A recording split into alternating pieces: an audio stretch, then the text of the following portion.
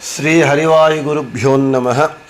ಓಂ ವಂದೇ ವಿಷ್ಣುಂ ನಮಾಮಿ ಶ್ರಿಯಮಥ ಚ ಭುವಂ ಬ್ರಹ್ಮವಾಯೂ ಚ ವಂದೇ ಗಾಯತ್ರೀಂ ಭಾರತೀಂ ತಾಮಪಿ ಗರುಡಮನಂತಂ ಭಜೆ ರುದ್ರದೇವಂ ದೇವೀಂ ವಂದೇ ಸುಪರ್ಣೀಮಹಿಪತಿದಯಿತಾಂ ವಾರುಣೀಮಪ್ಯುಮಾಂ ತಾಂ ಇಂದ್ರಾದೀನ್ ಕಾಮಮುಖ್ಯಾನಪಿ ಸಕಲಸುರಾನ್ ತದ್ಗುರೂನ್ ಮದ್ಗುರೂಂಶ್ಚ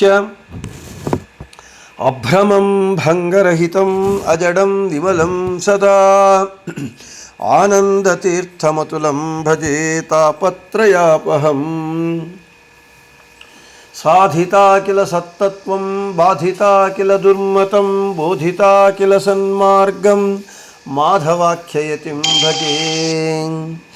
ಸಂಸ್ಥಾನ ರಕ್ಷಣೆ ಶೂರಾನ್ ಪ್ರಸನ್ನಾನ್ ರಾಘವಾರ್ಚನೆ ಪ್ರಣಮಾಮಿ ಗುರೂನ್ ನಿತ್ಯಂ ಪ್ರಸನ್ನ ಶೂರಮಾಧವಾನ್. ಪ್ರಸನ್ನ ಶೂರಮಾಧವ ಕರಾಬ್ಜೋತ್ಥಾನ್ ಯತೀಶ್ವರಾನ್ ವೀರರಾಮರತಾನ್ ವಂದೇ ವಿದ್ಯಾಸಾಗರ ಮಾಧವಾನ್. ಪೃಥ್ವೀಮಂಡಲ ಮಧ್ಯಸ್ಥಾಃ ಪೂರ್ಣಬೋಧಮತಾನುಗಾಃ ವೈಷ್ಣವಾಃ ವಿಷ್ಣುಹೃದಯಾಃ ತಾನ್ ನಮಸ್ಯೆ ಗುರೂನ್ ಮಮ. ಆಪಾದಮೌಳಿ ಪರ್ಯಂತಂ ಗುರುಣಾಮಾಕೃತಿಂ ಸ್ಮರೇತ್ ತೇನ ವಿಘ್ನಾಃ ಪ್ರಣಶ್ಯಂತಿ ಸಿದ್ಧ್ಯಂತಿ ಚ ಮನೋರಥಾಃ. ಶ್ರೀ ಗುರುಭ್ಯೋ ನಮಃ. ಹರಿ ಓಂ. ಓಂ ವಿಶ್ವಂ ವಿಷ್ಣುರ್ವಷಟ್ಕಾರೋ ಭೂತಭವ್ಯಭವತ್ಪ್ರಭುಃ ಭೂತಕೃದ್ಭೂತಭೃದ್ಭಾವೋ ಭೂತಾತ್ಮಾ ಭೂತಭಾವನಃ ಸುಪ್ರಸಾದಃ ಪ್ರಸನ್ನಾತ್ಮಾ ವಿಶ್ವಧೃಕ್ ವಿಶ್ವಭುಕ್ ವಿಭುಃ ಸತ್ಕರ್ತಾ ಸತ್ಕೃತಃ ಸಾಧುರ್ಜಹ್ನುರ್ನಾರಾಯಣೋ ನರಃ. ನಮ್ಮ ವಿಷ್ಣು ಸಹಸ್ರನಾಮ ಪಾಠದಲ್ಲಿ ನಾವು ನಿನ್ನೆಯ ದಿನ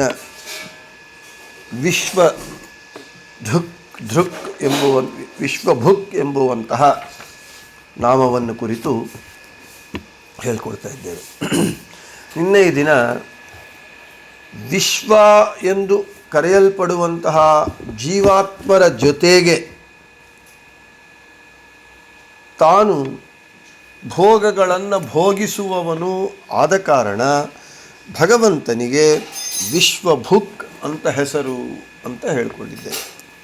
ಅಷ್ಟೇ ಅಲ್ಲದೆ ಜೀವಾತ್ಮರ ಇಂದ್ರಿಯಗಳಲ್ಲಿ ಪ್ರವೇಶಿಸಿ ಆಯಾ ಇಂದ್ರಿಯಗಳ ಮೂಲಕ ಭೋಗಿಸುವವನಾದ ಕಾರಣ ಭಗವಂತನಿಗೆ ವಿಶ್ವಭುಕ್ ಅಂತ ಹೆಸರು. ಇನ್ನು ಆ ಭುಕ್ ಎಂಬುವ ಶಬ್ದವನ್ನೇ ರಕ್ಷಿಸುವವನು ಎಂಬುವಂತಹ ಅರ್ಥದಲ್ಲಿ ಹೇಳ್ತಾ ಇದ್ದಾರೆ. ವಿಶ್ವಂ ಜಗತ್ ಭುನಕ್ತಿ ಪಾಲಯತಿ ಇತಿ ವಿಶ್ವಭುಕ್. ವಿಶ್ವವನ್ನು ವಿಶ್ವಂ ಜಗತ್ ಭುನಕ್ತಿ ಅಂದರೆ ಪಾಲಯತಿ ಇತಿ ರಕ್ಷಿಸುವವನು ಆದ ಕಾರಣ ಭಗವಂತನಿಗೆ ವಿಶ್ವಭುಕ್ ಅಂತ ಹೆಸರು. ಮತ್ತು ವಿಶ್ವಾನ್ ಜೀವಾನ್ ಭುನಕ್ತಿ ಇತಿ ವಿಶ್ವಭುಕ್. ವಿಶ್ವಾನ್ ಅಂದರೆ ಜೀವರನ್ನು, ವಿಶ್ವಾನ್ ಜೀವಾನ್ ಜೀವರನ್ನು, ಭುನಕ್ತಿ ರಕ್ಷಿಸುವವನು ಆದ ಕಾರಣ ಭಗವಂತನಿಗೆ ವಿಶ್ವಭುಕ್ ಅಂತ ಹೆಸರು. ಇನ್ನು ದೇಹಿ ನಿತ್ಯಮವಧ್ಯೋಯಂ ದೇಹೇ ಸರ್ವಸ್ಯ ಭಾರತ. ಇದು ಗೀತಾ. ಗೀತಾ ತಾತ್ಪರ್ಯದಲ್ಲಿ ಆಚಾರ್ಯರು ಹೇಳ್ತಾರೆ, ದೇಹಿ ಕುತೋ ಅವಧ್ಯಃ ಯಸ್ಮಾದ್ ಅಯಮೀಶ್ವರಃ ಸರ್ವಸ್ಯ ದೇಹೇ ರಕ್ಷತ್ವೇನ ಸ್ಥಿತಃ ಅತಯೇವ ಅವಧ್ಯಃ ನ ಸ್ವಸಾಮರ್ಥ್ಯಂ ಕಸ್ಯಾಪಿ. ದೇಹಿ ನಿತ್ಯಂ ಅವಧ್ಯಃ ಅಯಂ ದೇಹೇ ಸರ್ವಸ್ಯ ಭಾರತ. ದೇಹಿ ದೇಹವುಳ್ಳವನು ದೇಹಿ. ಈ ಜೀವಾತ್ಮ ದೇಹವುಳ್ಳವನಾಗಿದ್ದಾನಾದ ಕಾರಣ ಇವನು ದೇಹಿ ಆಗಿದ್ದಾನೆ. ಅಂದರೆ ಜೀವಾತ್ಮನು ನಿತ್ಯನು ಅವಧ್ಯನು. ಈ ಮತ್ತು ನಾವು ಅದೇ ಭಗವದ್ಗೀತೆಯಲ್ಲಿ ಈ ಜೀವಾತ್ಮನು ಅನಾದಿ ನಿತ್ಯನಾಗಿದ್ದಾನೆ ಅಂತ ಹೇಳ್ತಾ ಇದ್ದೇವೆ. ಏನು ನೈನಂ ಹೇಳ್ತಾರೆ, ನೈನಂ ದಹತಿ ಪಾವಕಃ ನ ಚೈವಂ ಕ್ಲೇದಯಂತ್ಯಾಪೋ ನ ಶೋಷಯತಿ ಮಾರುತಃ ಅಂಥೇಳಿ ಜೀವಾತ್ಮನು ನಿತ್ಯನೂ ಆಗಿದ್ದಾನೆ, ಅವಧ್ಯನಾಗಿದ್ದಾನೆ, ವಿನಾಶರಹಿತನಾಗಿದ್ದಾನೆ. ಪಂಚಭೂತಗಳು ಅವನನ್ನು ಏನು ಮಾಡಲಾರವು. ಅಂತಹ ದೇಹವನ್ನು ಹೊಂದಿರುವ ದೇಹಿಯಾದ ಜೀವನು ನಿತ್ಯನಾಗಿದ್ದಾನೆ, ಅವಧ್ಯನಾಗಿದ್ದಾನೆ. ದೇಹಿ ಕುತಃ ಅವಧ್ಯ, ದೇಹವುಳ್ಳ ಜೀವನು ದೇಹಿ, ಅವನು ಯಾಕೆ ಅವಧ್ಯನಾಗಿದ್ದಾನೆಂದರೆ ಯಸ್ಮಾದ್ ಅಯಮೀಶ್ವರ ಸರ್ವಸ್ಯ ದೇಹೇ ರಕ್ಷತ್ವೇನ ಸ್ಥಿತಃ.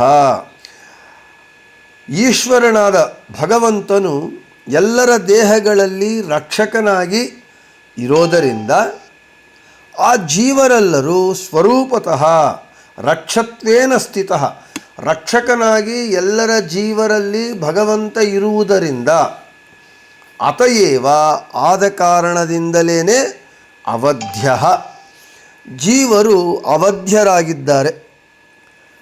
ನ ಸ್ವಸಾಮರ್ಥ್ಯಂ ಕಸ್ಯಾಪಿ, ಜೀವರು ಅವಧ್ಯರಾಗಿದ್ದಾರೆ ಅಂತೇಳಿದರೆ ಅದು ಕೇವಲ ಭಗವಂತ ಅವರ ಒಳಗೆ ರಕ್ಷಕನಾಗಿ ಇರುವುದರಿಂದ ಮಾತ್ರ ಅವರು ಅವಧ್ಯರಾಗಿದ್ದಾರೆ ಹೊರತು ಜೀವರ ತಮ್ಮ ಸ್ವಸಾಮರ್ಥ್ಯದಿಂದ ಅವರು ಇಲ್ಲ. ಆದ ಕಾರಣ ಎಲ್ಲರ ದೇಹಗಳಲ್ಲಿ ಭಗವಂತ ರಕ್ಷಕನಾಗಿ ಇರೋದರಿಂದ ಜೀವರೆಲ್ಲರೂ ಸ್ವರೂಪತಃ ಅವಧ್ಯರಾಗಿ ಇದ್ದಾರೆ, ಅವಧ್ಯರಾಗಿ ಇರುವಂತೆ ಮಾಡ್ತಾನೆ ಭಗವಂತ. ಆದ ಕಾರಣ ಭಗವಂತನಿಗೆ ವಿಶ್ವಭುಕ್ ಅಂತ ಹೆಸರು. ಇನ್ನು ಮತ್ತು ಆಯಾ ಪದಾರ್ಥಗಳಲ್ಲಿ ಹೋಗಿ ಒಳಗೆ ಪ್ರವೇಶ ಮಾಡಿ ಆಯಾ ಪದಾರ್ಥಗಳನ್ನು ರಕ್ಷಣೆ ಮಾಡ್ತಾ ಇರ್ತಾನೆ. ವಿಶತಿ ಸರ್ವಾನ್ ಪದಾರ್ಥಾನ್ ರಕ್ಷಕತ್ವೇನ ಇತಿ ವಿಶ್ವ ಸಂತಾನ್ ಭುನಕ್ತಿ ರಕ್ಷತಿ ಇತಿ ವಿಶ್ವಭುಕ್. ಅಂದರೆ ಎಲ್ಲ ಪದಾರ್ಥಗಳ ಒಳಗೆ ಭಗವಂತ ಪ್ರವೇಶ ಮಾಡಿ ವಿಶತಿ ಸರ್ವಾನ್ ಪದಾರ್ಥಾನ್ ರಕ್ಷಕತ್ವೇನ ಇತಿ, ಒಳಗೆ ಪ್ರವೇಶ ಮಾಡಿ ರಕ್ಷಕನಾಗಿ ಪ್ರವೇಶ ಮಾಡಿ ಅವುಗಳನ್ನು, ಇಡೀ ಎಲ್ಲ ಪದಾರ್ಥಗಳನ್ನು, ವಿಶ್ವದಲ್ಲಿರುವ ಎಲ್ಲ ಪದಾರ್ಥಗಳನ್ನು ರಕ್ಷಣೆ ಮಾಡ್ತಾನೆ. ಆದ ಕಾರಣ ಭಗವಂತನಿಗೆ ವಿಶ್ವಭುಕ್ ಅಂತ ಹೆಸರು. ಭಗವಂತ ಸರ್ವತ್ರ ವ್ಯಾಪ್ತನಾಗಿ, ನಾನು ಮೊನ್ನೆ ಹೇಳಿದಂತೆ ಚೇತನಾತ್ಮಕವಾದ ಈ ಜಗತ್ತಲ್ಲಿ ಚೇತನ ಪದಾರ್ಥವಾದ ಜೀವರಲ್ಲಿ, ಅಚೇತನ ಪದಾರ್ಥವಾದ ಜಡ ಪದಾರ್ಥಗಳಲ್ಲಿ ಭಗವಂತ ಒಳಗೆ ಇದ್ದು ಚೇತನರನ್ನು ಚೈತನ್ಯವಂತರನ್ನಾಗಿ ಮಾಡಿ ಅವರ ಚಲನವಲನಗಳನ್ನು ನಿಯಂತ್ರಣೆ ಮಾಡಿ ಅವರನ್ನು ರಕ್ಷಣೆ ಮಾಡ್ತಾ ಇರ್ತಾನೆ. ಹಾಗೆ ಅಚೇತನ ಪದಾರ್ಥವಾದ ಜಡ ಪದಾರ್ಥಗಳಲ್ಲಿ ತಾನು ಇದ್ದು ಆ ಪದಾರ್ಥಗಳಿಗೆ ಆ ಪದಾರ್ಥಗಳ ಅವುಗಳ ಧರ್ಮವನ್ನು ಅವು ಹೊಂದಿರುವಂತೆ ಮಾಡಿ ಅವುಗಳನ್ನು ರಕ್ಷಣೆ ಮಾಡ್ತಾನೆ. ಆದ ಕಾರಣ ಭಗವಂತನಿಗೆ ವಿಶ್ವಭುಕ್ ಅಂತ ಹೆಸರು. ಇನ್ನೊಂದು ಹೇಳ್ತಾರೆ, ತತ್ರ ತತ್ರ ಸ್ಥಿತೋ ವಿಷ್ಣುರ್ನಿತ್ಯಂ ರಕ್ಷತಿ ನಿತ್ಯದ ಅನಿತ್ಯ ದೈವಾನಿತ್ಯಂ ಚ ನಿತ್ಯಾನಿತ್ಯೇ ತತಸ್ತತಃ.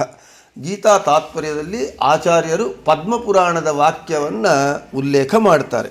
ಏನಂತ, ಭಗವಂತನು ನಿತ್ಯ ಪದಾರ್ಥದಲ್ಲಿ, ಅನಿತ್ಯ ಪದಾರ್ಥದಲ್ಲಿ, ನಿತ್ಯಾನಿತ್ಯ ಪದಾರ್ಥದಲ್ಲಿ, ಮೂರು ಪದಾರ್ಥಗಳು ನಿತ್ಯ ಪದಾರ್ಥ, ಅನಿತ್ಯ ಪದಾರ್ಥ, ನಿತ್ಯಾನಿತ್ಯ ಪದಾರ್ಥ, ಇವುಗಳಲ್ಲಿ ಪ್ರವೇಶ ಮಾಡಿ ಆಯಾ ಪದಾರ್ಥಗಳಲ್ಲಿ ಇದ್ದುಕೊಂಡು ನಿತ್ಯ ಪದಾರ್ಥವನ್ನು ನಿತ್ಯವಾಗಿ ಇರುವಂತೆ, ಅನಿತ್ಯ ಪದಾರ್ಥವನ್ನು ಅನಿತ್ಯವಾಗಿರುವಂತೆ, ನಿತ್ಯಾನಿತ್ಯ ಪದಾರ್ಥವನ್ನು ನಿತ್ಯಾನಿತ್ಯವಾಗಿ ಇರುವಂತೆ ಮಾಡಿ ರಕ್ಷಿಸುತ್ತಾ ಇರ್ತಾನೆ. ಆದ ಕಾರಣ ಭಗವಂತನಿಗೆ ವಿಶ್ವಭುಕ್ ಅಂತ ಹೆಸರು ಅಂತ ಹೇಳ್ತಾ ಇದ್ದಾರೆ. ಇನ್ನು ವಿಶ್ವಂ ವಾಯುಂ ಭುನಕ್ತಿ ವಿಶೇಷತಃ ಪಾಲಯತಿ ಇತಿ ವಿಶ್ವಭುಕ್. ನಾವು ಇಷ್ಟಕ್ಕೆ ಮುಂಚೆ ಹೇಳ್ಕೊಂಡಿದ್ದೇವೆ, ವಾಯುದೇವರನ್ನು ವಿಶ್ವ ಅಂತ ಕರೀತಾರೆ ಅಂತೇಳಿ. ವಿಶ್ವಂ ಅಂದರೆ ವಾಯುದೇವರನ್ನು ಭುನಕ್ತಿ ರಕ್ಷಣೆ ಮಾಡ್ತಾರೆ. ಏನು ವಿಶೇಷತಃ ವಿಶೇಷವಾಗಿ ಪಾಲಯತಿ ರಕ್ಷಿಸುತ್ತಾನೆ ಭಗವಂತ. ಆದ ಕಾರಣ ಭಗವಂತನಿಗೆ ವಿಶ್ವಭುಕ್ ಅಂತ ಹೆಸರು ಅಂತ ಹೇಳ್ತಾ ಇದ್ದಾರೆ. ಇನ್ನು ಅಷ್ಟೇ ಅಲ್ಲದೆ ನಮಗೆ ವಾಯುಸ್ತುತಿಯಲ್ಲಿ ನಾವೆಲ್ಲರೂ ಹೇಳ್ತೇವೆ, ತ್ರಿಶ್ವಪ್ಯೇವಾವತಾರೇಶ್ವರಿ ವಿರಪಗೃಣಂ ಹಿಂಸಿತೋ ನಿರ್ವಿಕಾರಃ ಸರ್ವಜ್ಞಃ ಸರ್ವಶಕ್ತಿ ಸಕಲಗುಣಗಣ ಪೂರ್ಣರೂಪ ಪ್ರಗಲ್ಭಃ ಸ್ವಚ್ಛಃ ಸ್ವಚ್ಛಂದ ಮೃತ್ಯುಸ್ಸುಕಯಸಿ ಸುಜನಂ ದೇವ ಕಿಂಚಿತ್ರಮತ್ರ ತ್ರಾತಾ ಯಸ್ಯ ತ್ರಿಧಾಮ ಜಗದುದವಶಗಂ ಕಿಂಕರಾ ಶಂಕರಾದ್ಯಾಃ ಅಂತೇಳಿ. ನಾವೆಲ್ಲರೂ ನಮಗೆ ತಿಳಿದಂತೆ ಜೀವೋತ್ತಮರಾದ ವಾಯುದೇವರು ಸರ್ವೋತ್ತಮನಾದ ಭಗವಂತನ ಆಜ್ಞೆಯ ಮೇರೆಗೆ ಪ್ರಥಮೋ ಹನುಮನ್ನಾಮ ದ್ವಿತೀಯೋ ಭೀಮ ಏವ ಚ ಪೂರ್ಣಪ್ರಜ್ಞಸ್ತೃತೀಯಸ್ತು ಭಗವತ್ ಕಾರ್ಯ ಸಾಧಕಃ ಅಂತ ಹೇಳಿ ಹನುಮ ಭೀಮ ಮಧ್ವರಾಗಿ ಅವತಾರವನ್ನು ಮಾಡಿದ್ದಾರೆ. ಈ 3 ಅವತಾರಗಳಲ್ಲಿ ತ್ರೇತಾಯುಗದಲ್ಲಿ ಹನುಮಂತನನ್ನು ರಾವಣಾಸುರ ಆಗಲಿ, ದ್ವಾಪರಯುಗದಲ್ಲಿ ಭೀಮಸೇನನನ್ನು ದುರ್ಯೋಧನನಾಗಲಿ, ಕಲಿಯುಗದಲ್ಲಿ ಮಧ್ವಾಚಾರ್ಯರನ್ನು ಅನೇಕ ದೈತ್ಯರಾಗಲಿ ಯಾರೂ ಕೂಡ ಹನುಮ ಭೀಮ ಮಧ್ವರನ್ನು ಹಿಂಸಿಸಿದರು. ಅವರ ಹಿಂಸೆಯಿಂದ ಹನುಮ ಭೀಮ ಮಧ್ವಾವತಾರಭೂತರಾದ ವಾಯುದೇವರು ವಿಕಾರರಾದರು ಎಂಬ ಮಾತೇ ಇಲ್ಲ, ನಿರ್ವಿಕಾರವಾಗಿದ್ದಾರೆ. ಯಾಕೆ ವಾಯುದೇವರು ಇಷ್ಟು ಹಿಂಸೆ ಮಾಡಿದರು, ಇಷ್ಟು ತೊಂದರೆ ಕೊಟ್ಟರು? ಹನುಮ ಭೀಮ ಮಧ್ವಾವತಾರಗಳಲ್ಲಿ ವಾಯುದೇವರು ಇದ್ದಾರೆ ಅಂತ ಹೇಳಿದರೆ, ಸರ್ವಜ್ಞ ವಾಯುದೇವರು ಸರ್ವಜ್ಞರು, ಸರ್ವಶಕ್ತಿ ಸರ್ವ ಸಾಮರ್ಥ್ಯವುಳ್ಳವರು, ಸ್ವಚ್ಛಂದ ಮೃತ್ಯು ಇಚ್ಛಾಮರಣವುಳ್ಳವರು, ಮತ್ತು ಸುಖಯಸಿ ಸುಜನಂ ಸಜ್ಜನರನ್ನು ಸಂತೋಷಪಡಿಸುವವರು ಅಂತ ತ್ರಿವಿಕ್ರಮ ಪಂಡಿತಾಚಾರ್ಯರು ವಾಯುದೇವರ ಹಿರಿಮೆಯನ್ನು, ಮಹಿಮೆಯನ್ನು, ಅವರ ವೈಶಿಷ್ಟ್ಯವನ್ನು ಹೊಗಳಿ ತ್ರಿಧಾಮ ಎಂದು ಕರೆಯಲ್ಪಡುವಂತಹ ಭಗವಂತ ವಾಯುದೇವರನ್ನು ವಿಶೇಷವಾಗಿ, ಅಂದರೆ ವಾಯುದೇವರಿಗೆ ವಿಶೇಷವಾಗಿ ರಕ್ಷಕರಾಗಿ ಇರುವುದರಿಂದ ವಾಯುದೇವರಿಗೆ ಈ 3 ಅವತಾರಗಳಲ್ಲಿ ಅವರಿಗೆ ಮಹತ್ವಪೂರ್ಣವಾದ ವ್ಯಕ್ತಿತ್ವ ಬಂತು, ಶಕ್ತಿ ಬಂತು, ಅವರಿಗೆ ಅಷ್ಟು ಸಾಮರ್ಥ್ಯ ಬಂತು, ಅವರಿಗೆ ಅಷ್ಟು ಮಹಿಮೆ ಬಂತು. ಹೀಗೆ ವಾಯುದೇವರಿಗೆ ಇಷ್ಟು ಶಕ್ತಿ ಸಾಮರ್ಥ್ಯ ಇದೆ ಅಂತ ನಾವು ಆಶ್ಚರ್ಯ ಪಡಬೇಕಾಗಿಲ್ಲ. ಯಾಕೆ? ಅದು ಸಹಜ. ಯಾಕೆ? ತ್ರಿಧಾಮ ಎಂದು ಕರೆಯಲ್ಪಡುವಂತಹ ಭಗವಂತನ ವಿಶೇಷ ಅನುಗ್ರಹದಿಂದ ಭಗವಂತ ವಿಶ್ವ ಎಂದು ಕರೆಯಲ್ಪಡುವ ವಾಯುದೇವರಲ್ಲಿ ರಕ್ಷಕರಾಗಿ ಇರುವುದರಿಂದ ವಾಯುದೇವರಿಗೆ ಈ ಶಕ್ತಿ ಸಾಮರ್ಥ್ಯಗಳು ಇದೆ.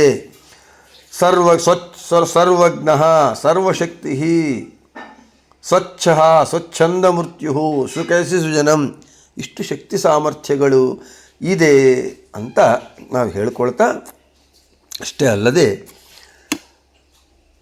ಹನುಮಂತನನ್ನು ರಾವಣಾಸುರ ಹಿಂಸೆ ಮಾಡಿದ. ಏನು ಮಾಡಿದ? ಸುಂದರಕಾಂಡದಲ್ಲಿ ಲಂಕೆಗೆ ಹನುಮಂತ ಹೋದಾಗ ಹನುಮಂತನನ್ನು ಬಂಧಿಸಬೇಕು ಅಂತ ಅನೇಕ ರೀತಿಯಾಗಿ ರಾವಣಾಸುರ ಸೈನ್ಯ, ರಾವಣಾಸುರ ದೈತ್ಯರೆಲ್ಲರೂ ಕೂಡ ಅನೇಕ ಪ್ರಯತ್ನ ಪಟ್ಟರು.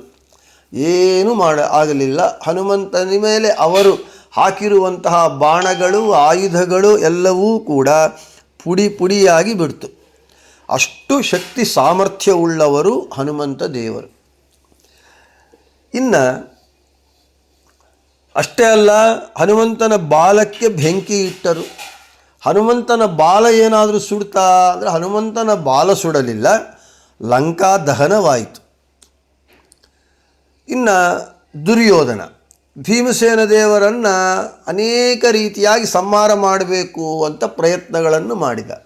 ವಿಷಾನ್ನವನ್ನು ಇಟ್ಟ, ನೀರಲ್ಲಿ ತಳ್ಳಿಸಿದ, ಅನೇಕ ರೀತಿಯಾಗಿ ಹಿಂಸೆ ಮಾಡಿದ. ಆದರೂ ಭೀಮಸೇನ ದೇವರು ಎಲ್ಲಿ ಒಂದು ಚೂರು ವಿಕಾರವಾಗಲಿಲ್ಲ. ಇನ್ನು ಮಧ್ವಾಚಾರ್ಯರಂತೂ ಇಲ್ಲಿ ದೈಹಿಕವಾಗಿ ಅಲ್ಲದೆ ಜ್ಞಾನವಾಗಿ ಅನೇಕ ಮಧ್ವಾಚಾರ್ಯರಿಗೆ ಹಿಂಸೆ ಕೊಡೋದು ಅಂತ ಹೇಳಿದರೆ ದೈಹಿಕವಾಗಿ ಅಲ್ಲ, ಹರಿ ಸರ್ವೋತ್ತಮನಲ್ಲ ನಾನೇ ದೇವರು ಅಂತ ಹೇಳೋದು, ವಿನಾಯಕನೇ ಸರ್ವೋತ್ತಮ ಅಂತ ಹೇಳೋದು, ಈ ರೀತಿಯಾಗಿ ಹಿಂಸೆ ಕೊಡೋದು. ಆದರೆ ಮಧ್ವಾಚಾರ್ಯರು ಇವರ ಯಾವ ಹಿಂಸೆಗಳಿಗೂ ವಿಕಾರ ಹೊಂದದೆ ನಿರ್ವಿಕಾರರಾಗಿ ಸರ್ವಜ್ಞರಾಗಿ ಪೂರ್ಣ ಬೋಧರಾಗಿ ಪೂರ್ಣ ಪ್ರಮತಿಗಳಾಗಿ ಪೂರ್ಣ ಪ್ರಜ್ಞರಾಗಿ 21 ಏಕವಿಂಶತಿ ಕುಭಾಷ್ಯಗಳನ್ನೆಲ್ಲ ಕುಮತಗಳನ್ನೆಲ್ಲ ಖಂಡಿಸಿ ಅಂತ್ಯವಾಗಿ ಸಿದ್ಧಾಂತವಾದಂತಹ ಯಥಾರ್ಥ ಜ್ಞಾನವಾದಂತಹ ಹರಿ ಸರ್ವೋತ್ತಮತ್ವ ಜ್ಞಾನವನ್ನು ಜಗತ್ತಿಗೆ ಹರಡಿಸಿದಂತಹ ಮಹಾನುಭಾವರು. ವಾಯುದೇವರು ಈ 3 ಅವತಾರಗಳಲ್ಲಿ ಅವರ ಶತ್ರುಗಳು ಎಷ್ಟೇ ಹಿಂಸೆ ಮಾಡಿದರೂ ನಿರ್ವಿಕಾರವಾಗಿದ್ದಾರೆ. ಯಾಕೆ ಅಂತ ಹೇಳಿದರೆ ತ್ರಿಧಾಮ ಎಂದು ಕರೆಯಲ್ಪಡುವ ಭಗವಂತ ಅವರಲ್ಲಿ ವಿಶೇಷವಾಗಿ ರಕ್ಷಕನಾಗಿ ಇರುವುದರಿಂದ ಅವರಿಗೆ ಇಷ್ಟು ಶಕ್ತಿ ಸಾಮರ್ಥ್ಯಗಳು ಇದೆ. ಅಷ್ಟೇ ಅಲ್ಲದೆ ಇಲ್ಲಿ ನಿಮಗೆ ವಾಯುದೇವರ ಮಹತ್ವವನ್ನು ಸ್ವಲ್ಪ ನಾವು ವಿಶೇಷವಾಗಿ ಹೇಳ್ಕೋಬೇಕಾಗಿ ಬರುತ್ತೆ. ಪ್ರಾತಃಸಂಕಲ್ಪ ಗದ್ಯದಲ್ಲಿ ರಾಘವೇಂದ್ರ ಗುರು ಸಾರ್ವಭೌಮರು ಇದು ಪುಟ್ಟು ಗ್ರಂಥ, ಆದರೆ ಈ ಪುಟ್ಟು ಗ್ರಂಥದಲ್ಲಿ ಆಕೃತಿಯಲ್ಲಿ ಆಕಾರದಲ್ಲಿ ಈ ಗ್ರಂಥ ವಾಮನ, ಆದರೆ ಅರ್ಥದಲ್ಲಿ ತ್ರಿವಿಕ್ರಮ. ಇಡೀ ಮಧ್ವ ಸಿದ್ಧಾಂತವನ್ನೆಲ್ಲವನ್ನೂ ಕೂಡ ಈ ಪ್ರಾತಃಸಂಕಲ್ಪ ಗದ್ಯದಲ್ಲಿ ರಾಘವೇಂದ್ರ ಗುರುಸಾರ್ವಭೌಮರು ನಿಕ್ಷಿಪ್ತ ಮಾಡಿಬಿಟ್ಟಿದ್ದಾರೆ. It is N encyclopaedia of Madhva ಸಿದ್ಧಾಂತ ಫಿಲಾಸಫಿ ರಿಟನ್ ಬೈ ರಾಘವೇಂದ್ರ ಗುರುಸಾರ್ವಭೌಮರು.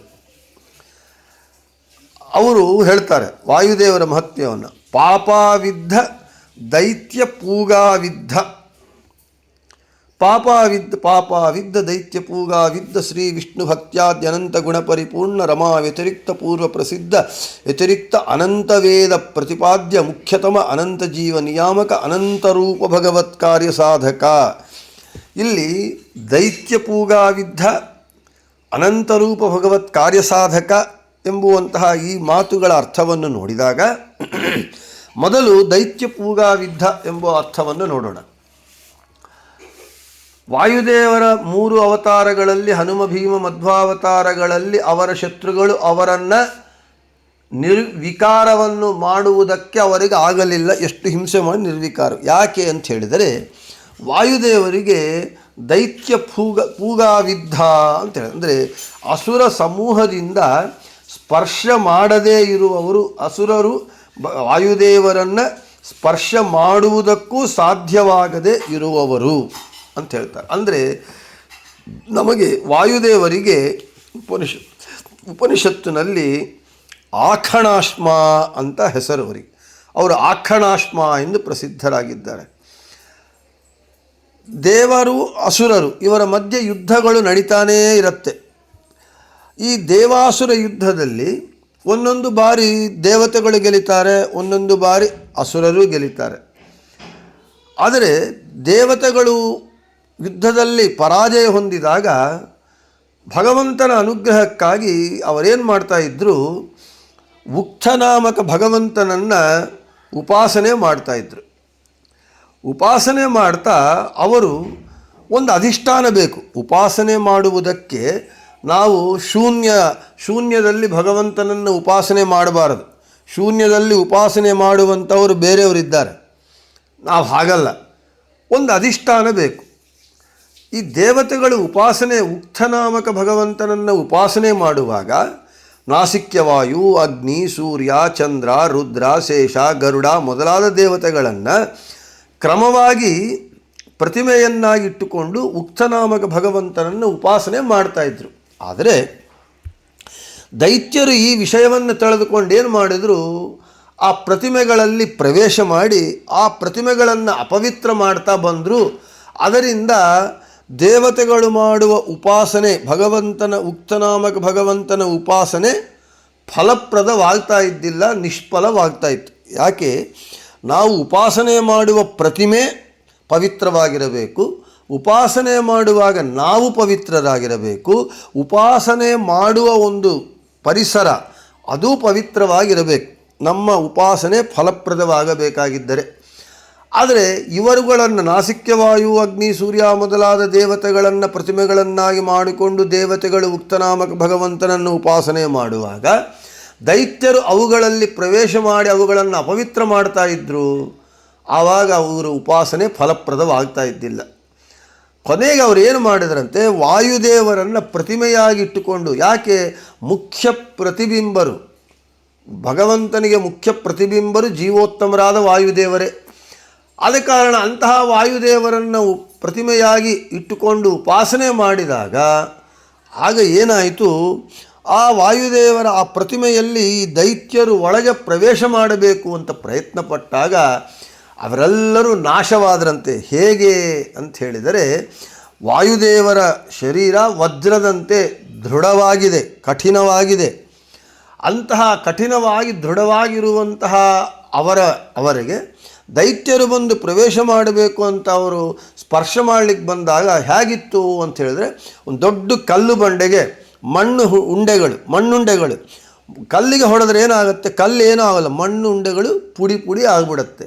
ಹಾಗೆ ದೈತ್ಯರೆಲ್ಲರೂ ಕೂಡ ವಾಯುದೇವರ ಪ್ರತಿಮೆಯಲ್ಲಿ ಪ್ರವೇಶ ಮಾಡಬೇಕು ಅಂತ ಪ್ರಯತ್ನಪಟ್ಟು ದೊಡ್ಡ ಕಲ್ಲು ಬಂಡೆಗೆ ಮಣ್ಣುಂಡೆಗಳು ತಗಿಲಿ ಪುಡಿಯಾದಂತೆ ಇವರೆಲ್ಲರೂ ಪುಡಿ ಪುಡಿಯಾದರು, ಧ್ವಂಸವಾದರು.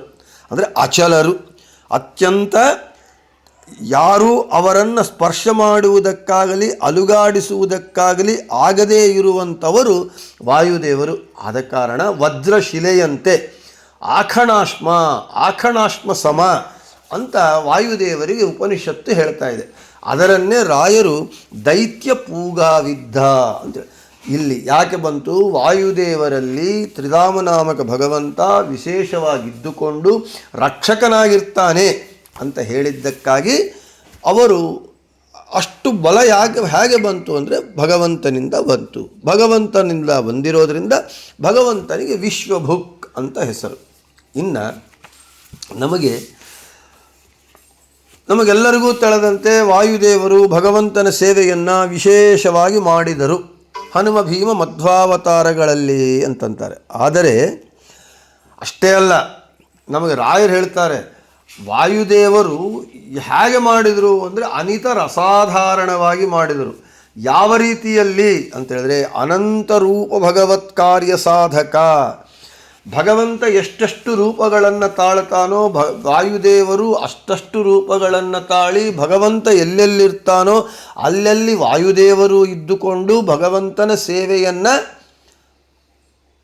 ಪ್ರತಿಕ್ಷಣವೂ ಪ್ರತಿನಿತ್ಯವೂ ಅನುಕ್ಷಣಂ, ಅದೇ ಮುಂದೆ ನೋಡ್ರಿ, ಅದೇ ಪ್ರಾತಃ ಸಂಕಲ್ಪ ಗದ್ಯದಲ್ಲಿ ರಾಯರು ಹೇಳ್ತಾರೆ, ಪ್ರತಿದಿನಂ ಪ್ರತಿಕ್ಷಣಂ ಬುದ್ಧಿಶೋಧಕೇನ ಸರ್ವಕರ್ಮ ಕರ್ತ್ರ ಸರ್ವಕರ್ಮ ಕಾರಯಿತ್ರ ಸರ್ವಕರ್ಮ ಸ್ವಾಮಿನ ಸರ್ವಕರ್ಮ ಸಮರ್ಪಕೇಣ ಸರ್ವಕರ್ಮ ಫಲಭೋಕ್ತ್ರ ಸರ್ವಕರ್ಮ ಫಲಭೋಜಯಿತ್ರ ಸರ್ವಕರ್ಮ ಪ್ರೇರಕೇಣ ಸರ್ವಕರ್ಮೋದ್ಬೋಧಕೇನ ಸರ್ವಕರ್ಮ ಶುದ್ಧಿಪ್ರದೇನ ಸರ್ವಕರ್ಮ ಸಿದ್ಧಿಪ್ರದೇನ ಸರ್ವಕರ್ಮ ನಿಷ್ಠೇನ ಸರ್ವಕರ್ಮ ಸಾಕ್ಷಿಣ ಸರ್ವಕರ್ಮನಿಷ್ಠ ಭಗವದ್ರೂಪೋಪಾಸಕೇನ. ಅಂದರೆ ವಾಯುದೇವರು ಈ ರೀತಿಯಾಗಿ ಪ್ರತಿದಿನವೂ ಪ್ರತಿಕ್ಷಣವೂ ಎಲ್ಲರ ಮನಸ್ಸನ್ನು ಶುದ್ಧಗೊಳಿಸಿ ಎಲ್ಲರಿಂದ ಕರ್ಮಗಳನ್ನು ಮಾಡಿಸುವವರಾಗಿ, ಎಲ್ಲ ಕರ್ಮಗಳನ್ನು ಮಾಡುವವರಾಗಿ, ಜೀವರಿಂದ ಮಾಡಿಸುವವರಾಗಿ, ಎಲ್ಲ ಕರ್ಮಗಳಿಗೆ ಸ್ವಾಮಿಯಾಗಿ, ಎಲ್ಲ ಕರ್ಮಗಳನ್ನು ಹರಿಯಲ್ಲಿ ಸಮರ್ಪಿಸುವವರಾಗಿ, ಎಲ್ಲ ಕರ್ಮ ಫಲಭೋಕ್ತೃಗಳಾಗಿ, ಎಲ್ಲ ಕರ್ಮಗಳು ಜೀವರು ಭೋಗಿಸುವಂತೆ ಮಾಡಿ ಎಲ್ಲ ಜೀವರ ಕರ್ಮ ಪ್ರೇರಕರಾಗಿ, ಸರ್ವ ಕರ್ಮಗಳ ಉದ್ಬೋಧಕರಾಗಿ, ಸರ್ವ ಕರ್ಮಗಳನ್ನು ಶುದ್ಧಿ ಮಾಡುವವರಾಗಿ, ಸರ್ವ ಕರ್ಮಗಳನ್ನು ಜೀವರಿಗೆ ಸಿದ್ಧಿಯಾಗುವಂತೆ ಮಾಡುವವರಾಗಿ, ಸರ್ವ ಕರ್ಮ ನಿಷ್ಠರಾಗಿ, ಎಲ್ಲ ಕರ್ಮಗಳ ಸಾಕ್ಷಿಯಾಗಿ, ಸರ್ವ ಕರ್ಮನಿಷ್ಠ ಭಗವದ್ರೂಪೋಪಾಸಕೇನ. ಈ ರೀತಿಯಾಗಿ ಇಷ್ಟು ಎಲ್ಲರ ಜೀವರ ಪ್ರೇರಕರು, ಕರ್ಮ ಕರ್ತೃಗಳು, ಕರ್ಮ ಭೋಕ್ತೃಗಳು, ಭೋಜಯಿತ್ರಗಳು ಎಲ್ಲ ಈ ರೀತಿಯಾಗಿ ವಾಯುದೇವರು ಮಾಡ್ತಾ ಇದ್ದಾರೆ ಅಂತ ಹೇಳಿದರೆ ಆ ವಾಯುದೇವರಲ್ಲಿ ವಿಶೇಷವಾಗಿ ಭಗವಂತ ಇದ್ದು ಅವರನ್ನು ರಕ್ಷಣೆ ಮಾಡಿ ಅವರಿಂದ ಆ ಕಾರ್ಯಗಳನ್ನೆಲ್ಲ ಭಗವಂತ ಮಾಡಿಸ್ತಾ ಇದ್ದಾನೆ. ಆದ ಕಾರಣ ವಿಶ್ವಭುಕ್ ಅಂತ ಹೇಳಿ ಭಗವಂತನಿಗೆ ಹೆಸರು ಅಂತ ಹೇಳ್ತಾ, ಇನ್ನು ವಿಶ್ವೇನ ಸಾಧಕವರ್ಗೆ ಪೂರ್ಣೇನ ಸತ್ಯಲೋಕಾಧಿಪತಿನ ಸಹ ಭುಂಕ್ತೆ ಇತಿ ವಿಶ್ವಭುಕ್. ಸಾಧಕ ವರ್ಗದಲ್ಲೇ ಪೂರ್ಣರಾಗಿದ್ದುಕೊಂಡು ವಿಶ್ವ ಎಂದು ಕರೆಯಲ್ಪಡುವಂತಹ ಸತ್ಯಲೋಕಾಧಿಪತಿಯ ಜೊತೆಗೆ ಭೋಗಿಸುವವನು. ಆದ ಕಾರಣ ಭಗವಂತನಿಗೆ ವಿಶ್ವಭುಕ್. ಅಂದರೆ ಈ ಯಾರ್ಯಾರು ಸಾಧನೆ ಮಾಡ್ತಾ ಇರ್ತಾರೆ ಅವರಲ್ಲಿ ಇದ್ದುಕೊಂಡು ವಿಶ್ವ ಅಂದರೆ ಸತ್ಯಲೋಕಾಧಿಪತಿಯಾದ ಬ್ರಹ್ಮ ಮತ್ತು ವಾಯುದೇವರು ಇವರ ಜೊತೆಗೆ ಭಗವಂತ ಇದ್ದುಕೊಂಡು ಎಲ್ಲವನ್ನೂ ಭೋಗಿಸುವವನು. ಇವರು ಸಹಭೋಗ, ಅದೇ ಹೇಳ್ತಾ ಇದ್ದಾರೆ, ಮುಂದೆ ಬರುತ್ತೆ ನೋಡ್ರಿ. ಭಗವಂತನ ಆದೇಶಾನುಸಾರವಾಗಿ ಭಗವಂತನ ಭೋಗಗಳು ಅಂದರೆ ಅವನ ಭೋಗಗಳು ಪದವಿಯಲ್ಲಿರುವಂತಹ ಚತುರ್ಮುಖ ಬ್ರಹ್ಮನಿಗೂ ಜೀವೋತ್ತಮರಾದ ಬ್ರಹ್ಮನಿಗೂ ಭಗವಂತನ ಎಲ್ಲ ಭೋಗಗಳು ಅವರಿಗೂ ಲಭಿಸುತ್ತೆ, ಬ್ರಹ್ಮನಿಗೂ ಲಭಿಸುತ್ತೆ. ಆದ ಕಾರಣವೇ ಸಹಭೋಗ ಎಂದು ಕರೆಯಲ್ಪಟ್ಟಿದೆ. ಸ್ವಾತ್ಮಪ್ರಧಾನಮಧಿಕಂ ಪವನಾತ್ಮಜಸ್ಯ ಅಂತ ಹೇಳಿ ವಾಯುದೇವರಿಗೆ ಹನುಮಂತನಿಗೆ ರಾಮಚಂದ್ರ ಸಹಭೋಗವನ್ನು ಕೊಟ್ಟ, ಆಲಿಂಗನೆಯನ್ನು ಕೊಟ್ಟ ಅಂತ ಹೇಳಿದರೆ ಏನು ಅರ್ಥ? ಸಹಭೋಗ ಅಂತ ಹೇಳಿದರೆ ಕೊಟ್ಟವನು ಆದ ಕಾರಣ ಭಗವಂತನಿಗೆ ವಿಶ್ವಭುಕ್ ಅಂತ ಹೆಸರು. ಅದರನ್ನೇ ಹೇಳ್ತಾರೆ ನೋಡ್ರಿ. ಸಹಭೋಗ ಅಂದರೆ ಏನು ಅಂತ ಹೇಳಿದರೆ, ಭೋಗಾಶ್ಚ ಯೇ ಯಾನಿ ಚ ಕರ್ಮ ಜಾತಾನ್ಯನಾದ್ಯನಂತಾನಿ ಮಮೇಹ ಸಂತಿ ಮದಾಜ್ಞೆಯ ತಾನ್ಯಖಿಲಾನಿ ಸಂತಿ ಧಾತು ಪದೇ ತತ್ಸಹಭೋಗ ನಾಮ. ಮಹಾಭಾರತ ತಾತ್ಪರ್ಯ ನಿರ್ಣಯದಲ್ಲಿ ಆಚಾರ್ಯರು ಹೇಳ್ತಾರೆ, ಯಾವ ಯಾವ ಭೋಗಗಳು ಭಗವಂತನು ಅನುಭವಿಸುತ್ತಾ ಇದ್ದಾನೋ ಆ ಎಲ್ಲ ಭೋಗಗಳು ಸತ್ಯಲೋಕಾಧಿಪತಿ ಆದಂತಹ ಬ್ರಹ್ಮದೇವರಿಗೂ ಚತುರ್ಮುಖನಿಗೂ ಆ ಭೋಗಗಳೆಲ್ಲವೂ ಇದೆ. ಆದ ಕಾರಣ ಸಹಭೋಗ ಅಂದರೆ ಭಗವಂತನ ಜೊತೆಗೆ ಭೋಗವನ್ನು ಅನುಭವಿಸುವುದು. ಭಗವಂತನ ಜೊತೆಗೆ ಭೋಗವನ್ನು ಅನುಭವಿಸುವುದು ಅಂತ ಹೇಳಿದರೆ ಕೇವಲ ಅವಿಭಕ್ತ ಕುಟುಂಬಿನಿಯಾದ ಅಕ್ಷರ ತತ್ವಳಾದ ಲಕ್ಷ್ಮೀದೇವಿಗೆ ಮಾತ್ರ ಸಾಧ್ಯ.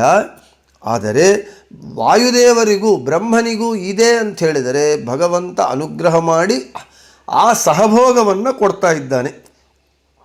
ಇನ್ನು ಪದಾರ್ಥ ದೀಪಿಕಾದಲ್ಲಿ ಸಹಭೋಗ ಅಂದರೆ ಏನು ಅಂತ ವಿವರಣೆಯನ್ನು ಕೊಡ್ತಾ ಇದ್ದಾರೆ.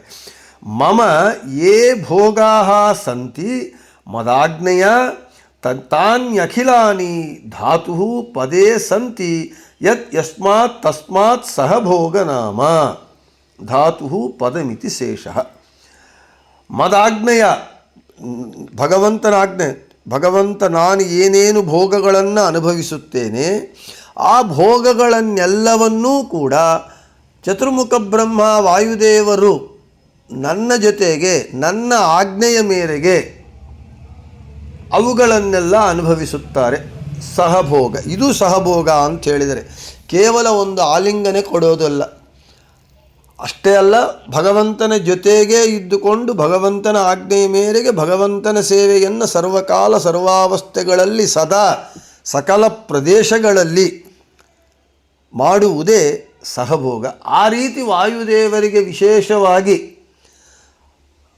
ಅನುಗ್ರಹ ಮಾಡಿ ರಕ್ಷಕನಾಗಿ ಅವರ ಒಳಗೆ ಇರ್ತಾನಾದ ಕಾರಣ ಭಗವಂತನಿಗೆ ವಿಶ್ವಭುಕ್ ಅಂತ ಹೆಸರು ಅಂತ ಹೇಳ್ತಾ, ಇನ್ನು ಜಿಜ್ಞಾಸೆ. ಯಸ್ಯ ಚ ಬ್ರಹ್ಮ ಚ ಕ್ಷತ್ರಂಚ ಉಭೇ ಭವತ ಓದನಃ. ಅಂದರೆ ಭಗವಂತ ಬ್ರಹ್ಮ ಕ್ಷತ್ರಗಳೇ ಅನ್ನವಾಗಿ ಉಳ್ಳವನು ಅಂತ ಹೇಳಿರೋದರಿಂದ ವಿಶ್ವಭುಕ್ ಎಂಬ ನಾಮದ ಅರ್ಥವು ಉಪನಿಷತ್ತು ಹೇಳಿರುವ ಅರ್ಥಕ್ಕೆ ವಿರುದ್ಧವಾಗತ್ತಲ್ಲವೇ ಅಂತ ಪ್ರಶ್ನೆ ಮಾಡಿದರೆ, ಅಂದರೆ ಉಪನಿಷತ್ತು ಹೇಳಿರುವ ಅರ್ಥಕ್ಕೆ ಯಸ್ಯ ಚ ಬ್ರಹ್ಮ ಚ ಕ್ಷತ್ರಂಚ ಉಭೇ ಭವತ ಓದನಃ ಎಂಬುವ ವಾಕ್ಯ ಉಪನಿಷತ್ ಅರ್ಥಕ್ಕೆ ವಿರೋಧ ಆಗತ್ತಲ್ಲ ಅಂದರೆ ಅಲ್ಲ. ಯಾಕೆ ಅಂತ ಹೇಳಿದರೆ, ಉಪನಿಷತ್ತು ಹೇಳ್ತಾ ಇದೆ, ಉಪನಿಷತ್ತಿನಲ್ಲಿ ಬ್ರಹ್ಮಕ್ಷತ್ರ ಶಬ್ದಗಳಿಗೆ ಬ್ರಹ್ಮಕ್ಷತ್ರ ಅಂತ ಹೇಳಿದರೆ ಬ್ರಾಹ್ಮಣ ಜಾತಿ ಅಭಿಮಾನಿಯಾದ ಚತುರ್ಮುಖ ಬ್ರಹ್ಮ, ಕ್ಷತ್ರಿಯ ಜಾತಿ ಅಭಿಮಾನಿ ದೇವತೆಯಾದ ಮುಖ್ಯವಾಯು ಅಂತ ಅರ್ಥ ಬ್ರಹ್ಮ ಕ್ಷತ್ರ ಶಬ್ದಗಳಿಗೆ ಉಪನಿಷತ್ತಿನಲ್ಲಿ. ಆದರೆ ಅವರಿಬ್ಬರನ್ನ ಹೊಟ್ಟೆಯಲ್ಲಿ ಇಟ್ಟುಕೊಂಡಿದ್ದಾನೆ. ಆದರೆ ಇಲ್ಲಿ ನೀವು ವಿಶ್ವವನ್ನು ಹೊಟ್ಟೆಯಲ್ಲಿ ಇಟ್ಟುಕೊಂಡಿದ್ದಾನೆ ಅಂತ ಹೇಳ್ತೀರಿ. ಉಪನಿಷತ್ತು ನೋಡಿದರೆ ಬ್ರಹ್ಮ ವಾಯುಗಳು ವಿಶ್ವಶಬ್ದವಾಚ್ಯರು, ಅವರನ್ನು ಹೊಟ್ಟೆಯಲ್ಲಿ ಇಟ್ಟುಕೊಂಡಿದ್ದಾನೆ ಅಂತ ಹೇಳಿದರೆ ಅಲ್ಲಿ ವಿಶ್ವವನ್ನು ಇಟ್ಟುಕೊಂಡಿಲ್ಲ ಅಂತ ಅರ್ಥ ಬರುತ್ತಲ್ವಾ? ನೀವು ನೋಡಿದ್ರೆ ವಿಶ್ವವನ್ನು ಜಗತ್ತಿನಲ್ಲಿ ಹೊಟ್ಟೆಯಲ್ಲಿಟ್ಟುಕೊಂಡವನು ತಿಂದವನು ಅಂತ ಹೇಳ್ತೀರಿ, ಆದ ಕಾರಣ ವಿಶ್ವಭುಕ್ ಅಂತ ಹೇಳ್ತೀರಿ. ಉಪನಿಷತ್ತು ನೋಡಿದರೆ ಬ್ರಹ್ಮವಾಯುಗಳನ್ನು ಹೊಟ್ಟೆಯಲ್ಲಿಟ್ಟುಕೊಂಡವನು, ಆದ ಕಾರಣ ವಿಶ್ವಭುಕ್ ಅಂತ ಹೇಳಿದರೆ ವಿಶ್ವವನ್ನು ಹೊಟ್ಟೆಯಲ್ಲಿ ಇಟ್ಟುಕೊಂಡಿಲ್ಲ ಎಂಬುವ ಅರ್ಥ ಬರುತ್ತೆ, ಅರ್ಥ ವಿರೋಧ ಬರುತ್ತೆ ಅಂತ ಹೇಳಿದರೆ ಅದಕ್ಕೆ ಏನು ನಾವು ಅರ್ಥ ಮಾಡ್ಕೋಬೇಕು ಅಂತ ಹೇಳಿದರೆ, ಇವರಿಬ್ಬರು ಅಂದರೆ ಕ್ಷತ್ರ ಶಬ್ದವಾಚ್ಯರಾದಂತಹ ಬ್ರಹ್ಮವಾಯುಗಳಿಬ್ಬರು ತಮ್ಮ ಹೊಟ್ಟೆಯಲ್ಲಿ ಎಲ್ಲ ವಿಶ್ವವನ್ನು ಇಟ್ಟುಕೊಂಡ ಮೇಲೆ ಅವರಿಬ್ಬರನ್ನು ಭಗವಂತ ತನ್ನ ಹೊಟ್ಟೆಯಲ್ಲಿ ಇಟ್ಟುಕೊಂಡಿರೋದರಿಂದ ಭಗವಂತನಿಗೆ ವಿಶ್ವಭುಕ್ ಅಂತ ಹೆಸರು. ಆದ ಕಾರಣ ಏನು ಉಪನಿಷತ್ ಅರ್ಥಕ್ಕೆ ವಿರೋಧ ಬರಲಿಲ್ಲ. ಯಾಕೆ? ಇಡೀ ವಿಶ್ವವನ್ನು ಕ್ಷತ್ರ ಶಬ್ದವಾಚ್ಯರಾದ ಬ್ರಹ್ಮವಾಯುಗಳು ತಮ್ಮ ಹೊಟ್ಟೆಯಲ್ಲಿಟ್ಟುಕೊಂಡರೆ ತನ್ನ ಹೊಟ್ಟೆಯಲ್ಲಿಟ್ಟುಕೊಂಡ ವಿಶ್ವವನ್ನು ಇಟ್ಟುಕೊಂಡ ಬ್ರಹ್ಮವಾಯುಗಳನ್ನು ತನ್ನ ಹೊಟ್ಟೆಯಲ್ಲಿ ಭಗವಂತ ಇಟ್ಟುಕೊಂಡಿದ್ದಾನೆ, ಅರ್ಥಾತ್ ವಿಶ್ವವನ್ನೇ ಇಟ್ಟುಕೊಂಡಿದ್ದಾನೆ. ಆದ ಕಾರಣ ವಿಶ್ವಭುಕ್ ಎಂಬುವ ಅರ್ಥ ಏನು ವಿರೋಧ ಬರುವುದಿಲ್ಲ, ಸರಿ ಹೋಗುತ್ತೆ ಅಂತ ಒಂದು ಜಿಜ್ಞಾಸೆಯನ್ನು ಇಲ್ಲಿ ಹೇಳ್ತಾ, ಒಟ್ಟಾರೆ ಭಗವಂತ ವಿಶ್ವಭುಕ್ ಇಡೀ ಜಗತ್ತನ್ನು ತಿಂತಾನೆ, ಹೊಟ್ಟೆಯಲ್ಲಿ ಇಟ್ಕೊಳ್ತಾನೆ, ರಕ್ಷಣೆ ಮಾಡ್ತಾನೆ.